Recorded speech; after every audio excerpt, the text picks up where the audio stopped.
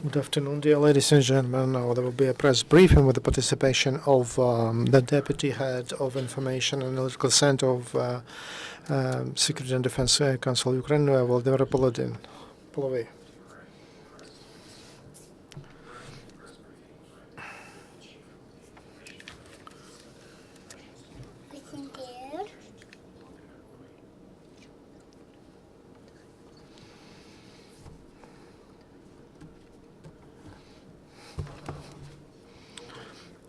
Good afternoon.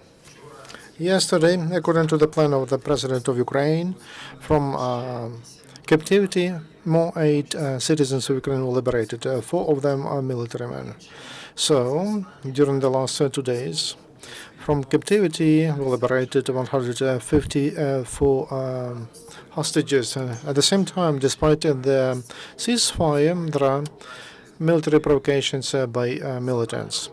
According to the intelligence information, terrorists train new militants at special test fields and continue to strengthen their positions. And they say that they are preparing to kick back the advance. It proves that militants are not interested in peace or regulation in Donbas region, and they will not stop their provocations, and they will blame Ukrainian side. Uneasy information is near Donetsk, and traditionally we speak about Pisk and Donetsk airport. Also, we observed shelling near Lugansk. The effects of using heavy artillery by militants were not noticed. In general, during the last day, 3 Ukrainian military men were wounded. Near Mariupol, our border guards arrested, and because he was suspected, a citizen of Ukraine who was coming from occupied territories, and they found a pass and a military ticket issued by DNR, so-called DNR.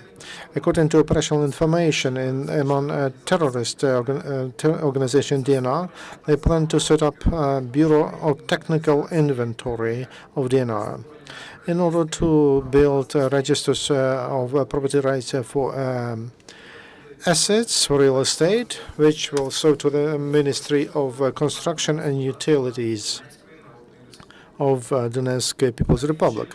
In such a way, militants, they want to legalize criminal. They would like to get that real estate in a criminal way, but they would like to make it legal.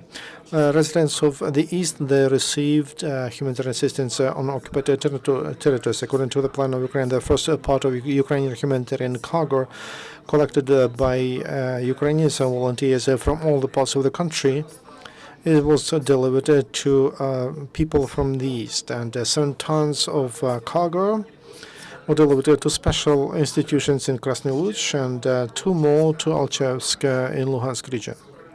In particular, that includes cereals, sunflower oil, canned fish and meat, sweets, tea, fruits, etc. And that was delivered to Petrovsky Rehabilitation Center for kids with special needs and territorial center for disabled and participants of World War II and sick and lonely children, orphans and older people, and also regional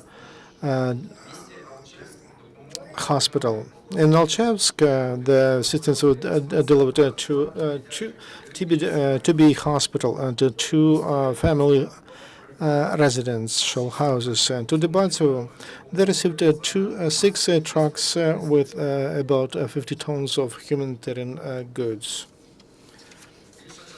The bigger part of the assistance, those are warm things, warm clothing, kids' food, and food kits and other first need